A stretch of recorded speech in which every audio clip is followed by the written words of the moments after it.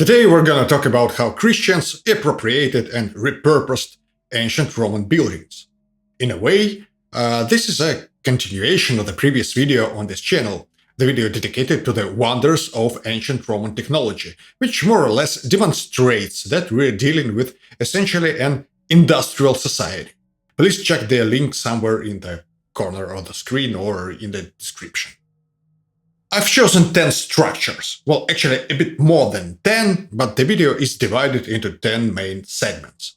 So a dozen of ancient Roman buildings that Christian regimes converted into something else, usually churches, of course. And we're focusing exclusively on the city of Rome. Everything we discuss here is located in Rome. Let's go. Castel Sant'Angelo, the Mausoleum of Hadrian. Almost everyone knows that Castel Sant'Angelo, St. Angel's Castle, was originally the Mausoleum of Hadrian, but people usually don't give this fact a second thought. We call it a mausoleum because it was intended to house the remains of Emperor Hadrian and his family, including successors like Marcus Aurelius. Built around AD 135, it was one of the tallest structures in ancient Rome. It is a gigantic crypt. Once the Christians appropriated the building, they converted it into a fortress, a castle. That's why it is called Castel Sant'Angelo. And then it became the residence of the Pope. We don't know what happened to the remains of the Antonine dynasty, but the official line is that everything was destroyed during the sack of Rome in the 5th century. Some elements of the mausoleum later were looted to supply materials for St. Peter's Basilica, the new papal residence. They dismantled numerous historical structures across Rome for this purpose, which we will discuss a little bit more in this video. The St. Peter's Basilica was most probably constructed on top of the ancient necropolis, which makes a lot of sense for an extremely necrophilic cult where the head of the local branch quite literally resides in a crypt. Santa Maria degli Angeli e dei Martiri, the baths of Diocletian. This is actually one of the most hilarious structures on the list. So, in the 16th century, the Pope commissioned the transformation of a portion of the Cyclopean baths of Diocletian into a basilica. Once again, a section of public baths, 2 chambers actually, was converted into a church, and Michelangelo designed the whole thing. Today, part of the baths serves as a museum, while another part is the Church of Saint Mary of the Angels and of the Martyrs. It's not only impressive, but also profoundly bizarre. They cleared the building's facade to reveal the original structure, adding to the surreal experience. The baths of Diocletian were probably the largest public baths in the city of Rome, and the reason why they are so gigantic is obviously because the baths were multifunctional facilities and social hubs. In this particular instance, it included gardens and gymnasiums and everything. The baths were functional until the Aqua Aqueduct, which provided the water, was still in operation. Which leads us to the next building on our list. San Tommaso in Formis, Aqua Aqueduct. San Tommaso in Formis is literally built into the Aqua Aqueduct, the one I've just mentioned, the one that supplied water to the baths of Diocletian. It was a marvel of ancient engineering, constructed in the 2nd century BC, running for almost 100 kilometers, carrying fresh water from springs in the Anio Valley to Rome. The system was obviously mostly hidden under the ground. This St. Thomas Church uses the elements of this waterway that were above the ground, and you can spot the aqueduct's arches, which is actually hilarious if you'll think about it for a moment. The Colosseum. The Colosseum, or more accurately the Flavian Amphitheater, is one of the symbols of Rome today, quite probably its most recognizable structure. But the popes of Rome used it as a stone quarry. which is one of the reasons why its present condition is less than pristine despite extensive restorations. I mean, a significant number of ancient buildings are partially ruined not only because of their age, but also because there were always people who were actively dismantling them. Additionally, there were obviously numerous buildings that were just destroyed, not because of some hostilities, but basically in the times of peace, for religious reasons or whatever. So yeah, the Colosseum was used as a convenient source of stone and other materials for the construction of the Vatican. But that's not the whole story. After Christians finished using the amphitheater as a quarry, they converted it into a shrine. Because in Christian mythology, the Colosseum is associated with martyrdom, and people sincerely believe that many Christians were persecuted and executed there, which is not true. But you can clearly see a Christian cross in the Colosseum up to this day. Now, you can make a case that Romans used parts of existing structures to build something new, because yes, everybody does that. But there is a difference between common sense and predatory pillaging. Although, indeed, there were some weird instances of this practice in antiquity, which are kind of related to our today's subject. For example, the Arch of Constantine, which stands near the Colosseum, uses the elements stripped from the arches of other emperors, like Trajan and Marcus Aurelius, which kind of proves that Emperor Constantine indeed was a Christian.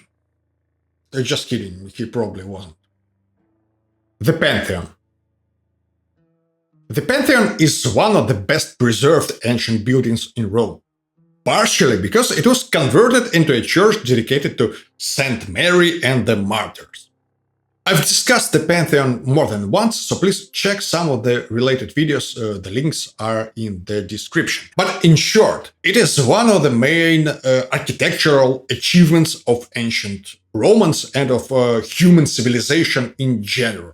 The Pantheon also features the largest unreinforced concrete dome in the world. I mean, it is still the largest dome of this sort, even though it was built during the reign of Emperor Hadrian in the 2nd century. So Christians decided not to demolish the temple. And yes, they were demolishing temples a lot, and they were really proud of it. They just converted the entire structure into a church, and also upgraded it, adding absolutely unnecessary bell towers, which are now removed. Naturally, Christians also brought along corpses. And Christians have a thing for corpses. Churches absolutely must have some kind of burials on the premises. If you don't have a corpse or a fragment of a corpse, the church can't be activated. I'd like to emphasize this element a little bit. There are tombs in the Pantheon, which is a sacrilege from the point of the ancient Roman religion. It's a bit like the conversion of a mosque into a pig farm, only worse. So when Christians occasionally lament how some of their churches were transformed into temples of other religions like mosques, or just desecrated in one form or another, like I know churches that were used as storage facilities for vegetables or something like that. Well, I usually don't quite understand why they object. They were doing absolutely the same, and they still are. The corpses remain in the Pantheon to this day. Another important thing is that originally the dome of the Pantheon was covered in bronze, but Christians stripped the dome from bronze in the 17th century. San Pietro in Carcere and San Giuseppe dei Falegnami, the Mamertine prison. We've had baths, stadiums, aqueducts, and now prison. Mamertine prison, also known as the Carcer Tullianum, was an ancient place of detention for prisoners. The original structure was built in the times immemorial, when legendary kings of Rome walked the earth with their dinosaur friends and conversed with nymphs in the nearby forest. This detention center was located near the Roman Forum. Christians believe that St. Peter was imprisoned in Carcer Tullianum before his martyrdom. Just in case, he wasn't. St. Peter is a character from mythology. He never existed. He is far less historical than King Numa Pompilius and his nymph. But since we have this nice story, there is a small church of San Pietro in Carcere built directly above the detention center. Adjacent to the prison, there's another church, because one church is never enough. It is dedicated to Saint Joseph, or San Giuseppe dei Falegnami. San Nicola in Carcere. The name of this church, St. Nicholas in Prison, suggests it might sit atop an ancient prison. Another one.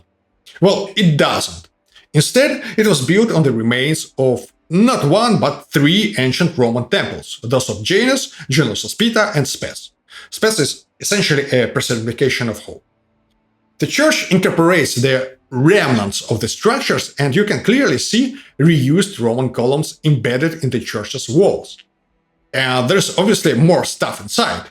And not only inside, there's also the basement of the church with visible sections of temple foundations and ancient walls. Rome has many churches built on ancient temple sites. The Roman Forum actually features a number of them. For example, the temple of Antoninus and Faustina was converted into San Lorenzo in Miranda. The temple of Romulus is now Santi Cosma e Damiano. Then there's San Sebastiano al Palatino on the Palatine Hill, right near the Forum. It used to be the temple of the divine Augustus.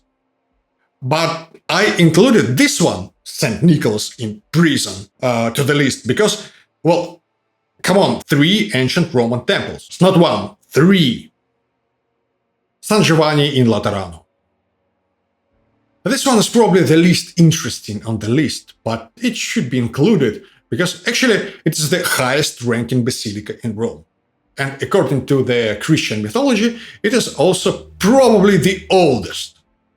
The Catholics insist that the original structure was constructed in the early 4th century, and then it was rebuilt, renovated, and restored countless times.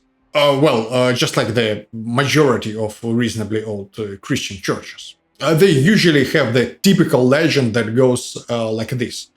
Yes, the current structure was built yesterday, but it sits on top of the previous 5 structures. The first one was built 5,000 years ago. I wanted to say 10,000, but that's impossible because the world was created in the year 4000 BC. You can Google that. So we know that the Laterano compound is built upon the previously existing structures, but it is a bit harder than usual to identify which ones precisely. The prevailing theory goes kinda like this. There were at least 2 big Roman houses on the site of San Giovanni. Sometimes these houses are referred to as palaces, sometimes as villas. The houses belong to very rich and distinguished Roman families, Piso and Lateranus. And you obviously heard the name Piso before. Both families were a part of what is called a Pisonian conspiracy, a theoretical attempt to overthrow Emperor Nero. The houses were probably confiscated in the aftermath of this conspiracy.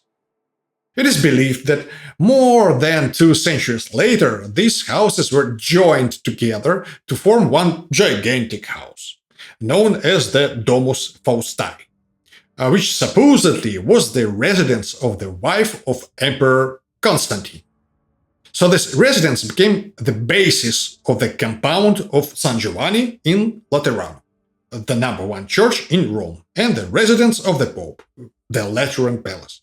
And then he moved to the crypt of Emperor Hadrian. It seems that the compound also includes the remains of the Roman fort built by Septimius Severus. The excavations showed that it definitely lies beneath the San Giovanni. So basically, the compound is built upon 2 houses of Roman nobility, plus a cavalry fort. Basilica di San Clemente.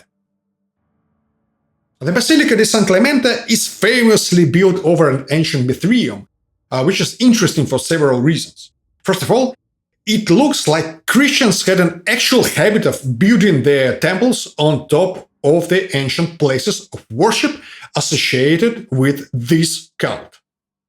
There are at least a couple of other churches in Rome that follow this principle, and you can find a number of other structures like that around Italy.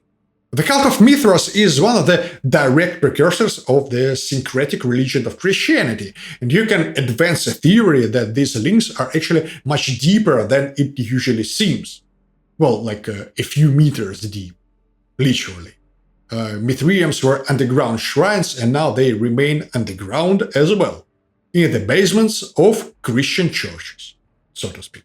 By the way, contrary to popular opinion, Mithraism and the cult of Sol Invictus are more or less the same religion. Sol is the principal deity of Mithraism. But there is this weird habit of presenting them as two independent religions. That's just wrong. It's a bit like saying that the Order of St. Francis is not the same religion as Catholicism.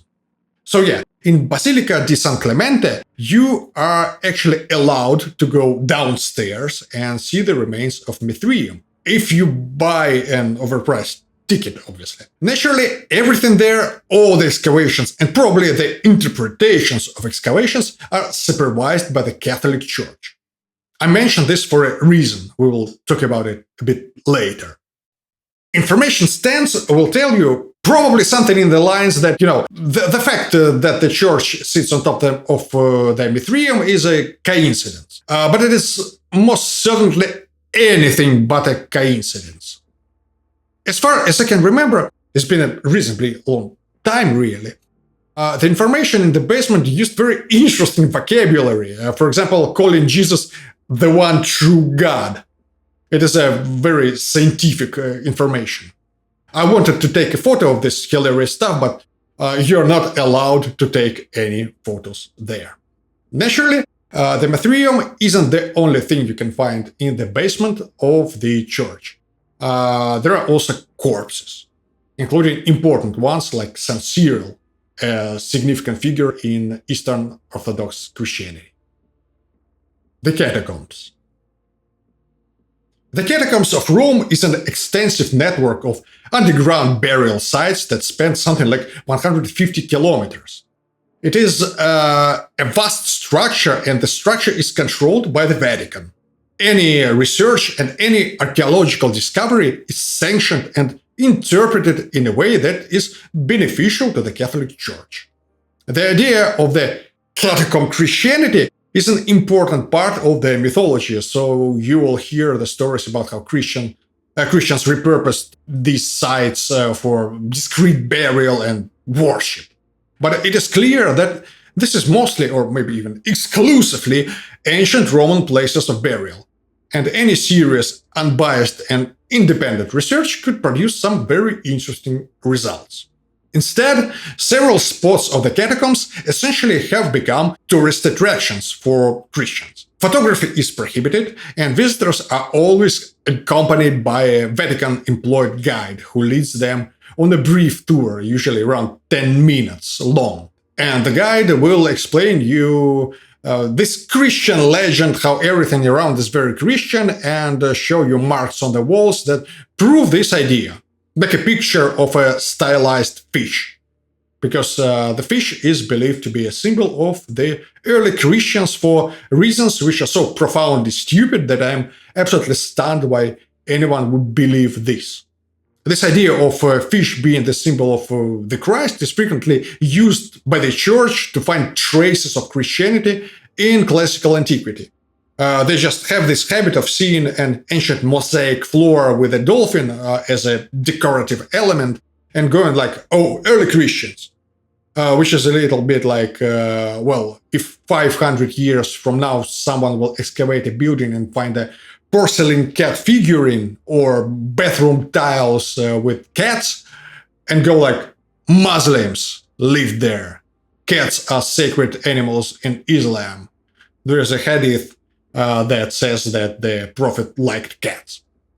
Additionally, numerous frescoes have been uncovered that depict religious scenes. Some of them are definitely not Christian, but just interpreted as such, like a Good Shepherd, which is an ancient allegory later borrowed by Christians. So the situation with the catacombs is quite sad. Well, not only because it is a gigantic necropolis, but in general.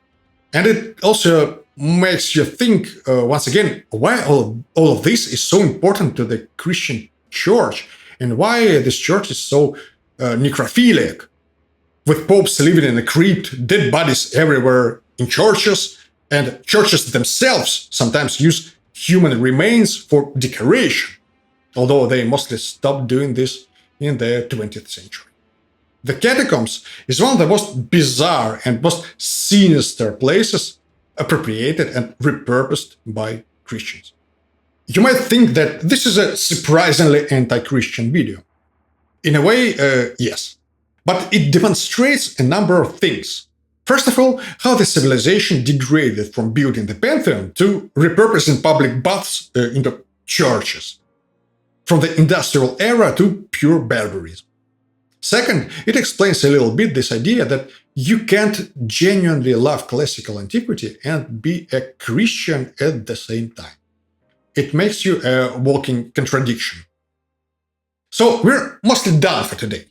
For some reason, I started a Twitter account to post updates for this channel and the sister channel History, Myths and Myth-Conceptions. And I encourage you to follow me there.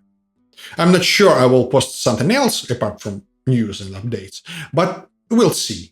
Maybe I'll post pictures of cats or something. I mean, proper Roman cats, not Christian or Muslim cats, obviously. Don't forget to like, subscribe and check the description, where I will leave some links to interconnected videos that deal with similar topics. Like the cross as the symbol of Christianity. And also, I released a game, a visual novel adaptation of the Theban cycle of Sophocles. The game is called Oedipus /Antigone, it is available on Steam, and the link is, well, you know where the link is. Thank you, and see you soon.